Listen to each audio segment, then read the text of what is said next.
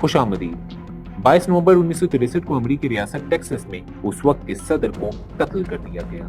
یہ قتل بھی تاریخ کے ان واقعات میں شامل ہے جن کے مقاصد اور ملزمان کو تلاش کرنے کے لیے کئی مرتبہ تحقیقات کی گئیں، لیکن آج بھی یہ قتل کا معمہ حل طلب ہے۔ یہ کہانی ہے سابق امریکی صدر جان ایف کینیڈی کی۔ مزید آگے بڑھنے سے پہلے ہماری ویڈیو کو لائک کریں، چینل کو سبسکرائب کریں اور ایسی ہی مزید ویڈیوز دیکھنے کے لیے بیل آئیکن کو پریس کر دیں۔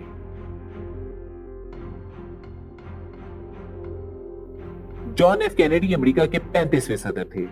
امریکہ کی ریاست ٹیکساس میں ڈیموکریٹک پارٹی کے دو گروپوں میں کافی عرصے سے اختلافات تھے۔ کینیڈی 1964 کے انتخابات سے پہلے پارٹی کو دوبارہ منظم کرنا چاہتے تھے اور اسی مقصد کے لیے وہ امریکہ کی مختلف ریاستوں کا دورہ کر رہے تھے۔ یہ تمام دورے پہلے سے طے شدہ تھے تاکہ عوام میں کینیڈی کی مقبولیت بڑھائی جا سکے۔ جون میں یہ طے ہوا کہ کینیڈی نومبر میں ٹیکساس کا دورہ کریں گے اور مقامی افراد کے ساتھ ملاقاتیں کریں گے۔ ستمبر 1963 کے آخری دنوں میں یہ خبر شائع کی گئی کہ کینیڈی 18 نومبر کو ٹیکساس کا دورہ کریں گے اور سارا پلان مقامی اخبار میں شائع کیا گیا۔ کینیڈی اپنی بیوی جیکولین کے ہمراہ ٹیکساس کے علاقے ڈیلس پہنچے۔ وہ خصوصی پرواز کے ذریعے ڈیلس کے ہوائی اڈے پر اترے۔ ہوائی اڈے پر کینیڈی کا استقبال ٹیکساس کے گورنر جان کونیلی اور اس کی بیوی نیل نے کیا۔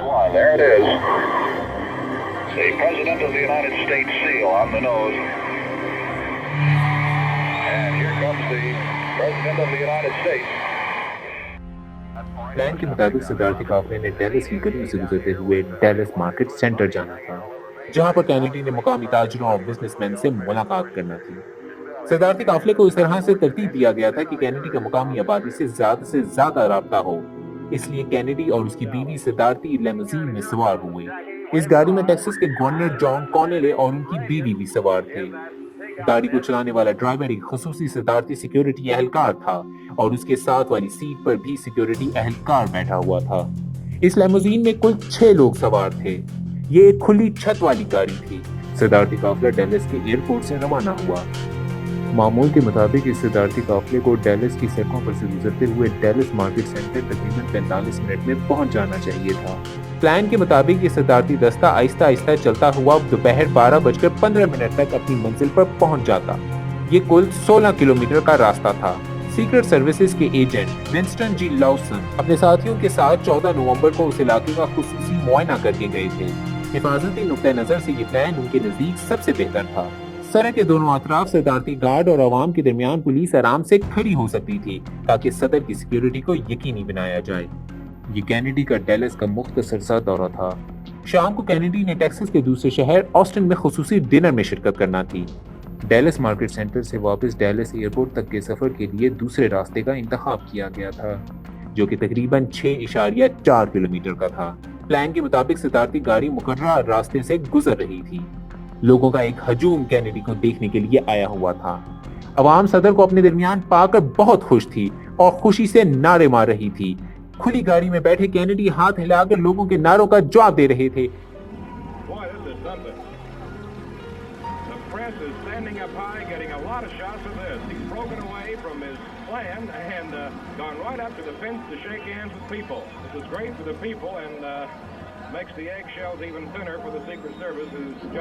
صدارتی قافلے میں کل 3 گاڑیاں تھیں۔ سب سے آگے والی گاڑی کے اندر ڈیلس کے پولیس چیف اور دیگر پولیس اہلکار سوار تھے۔ دوسری گاڑی صدر کی لیموزین تھی۔ تیسری گاڑی میں امریکہ کے وائس پریزیڈنٹ اور سیکرٹ ایجنسی کے اہلکار سوار تھے۔ کینیڈی کی گاڑی جیسے ہی ڈیلس پلازا کے قریب پہنچی تو گاڑی میں موجود ٹیکساس کے گورنر کونیلی کی بیوی نے کینیڈی سے کہا کہ آپ یہ نہیں کہہ سکتے کہ ڈیلس کے لوگ آپ سے محبت نہیں کرتے۔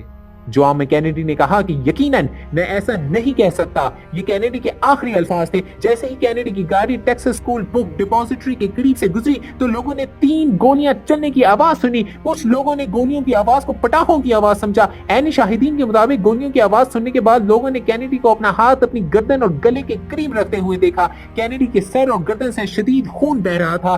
گاڑی میں موجود ٹیکساس کے گورنر جان کونیلی بھی گاڑی میں اپنی سیٹ پر ایک جانب گرے ہوئے تھے۔ مسز کینیڈی اپنے شوہر کینیڈی کے اوپر جھکی ہوئی تھی۔ گولیاں چلتے اور کینیڈی کی زخمی ہوتے ہی ڈرائیور نے گاڑی مقامی ہسپتال کی طرف بھگا دی۔ مسز کینیڈی ہسپتال کی جانب تمام راستے اپنے شوہر سے کہتی رہی کہ جیک آپ مجھے سن رہے ہیں؟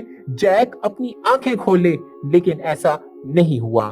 کینیڈی کے پرسنل فزیشین جارج برکلے کے مطابق وہ کینیڈی کے ہسپتال پہنچنے کے 5 منٹ بعد ہی ہسپتال پہنچ گئے۔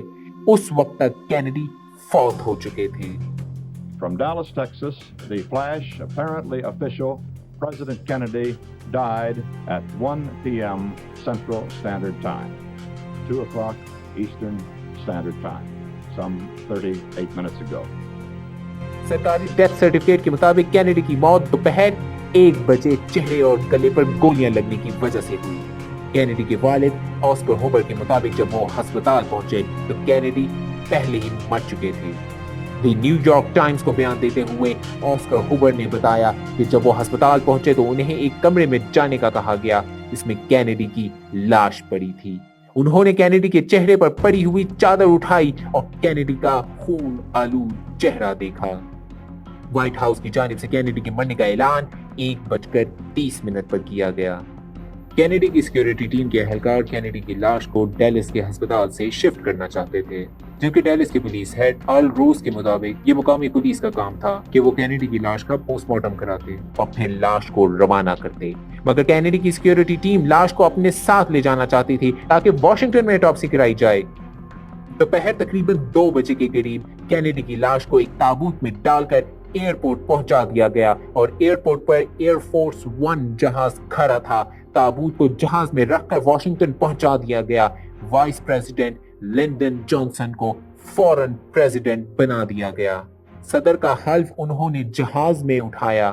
حلف اٹھاتے ہوئے کینیڈی کی بیوی بھی ان کے ساتھ موجود تھی اور ان کے کپڑوں پر ابھی بھی کینیڈی کا خون لگا ہوا تھا۔ اس کے بعد آگے کیا ہوا؟ کینیڈی کی قتل کی تحقیقات میں آگے کیا کیا اور کب پیش رفت ہوتی رہی؟ یہ سب اور بہت کچھ جاننے کے لیے دیکھیے اس کہانی کا اگلا حصہ۔ آپ کو ہماری ویڈیو کیسی لگی؟ ویڈیو پسند آنے کی صورت میں ویڈیو کو لائک کریں، چینل کو سبسکرائب کریں اور نیچے کمنٹس میں اپنی قیمتی رائے سے ضرور آگاہ کریں، اور مزید ایسی ہی مرڈر مسٹریز دیکھنے کے لیے ہماری اس پلے لسٹ پر کلک کریں۔ بہت شکریہ۔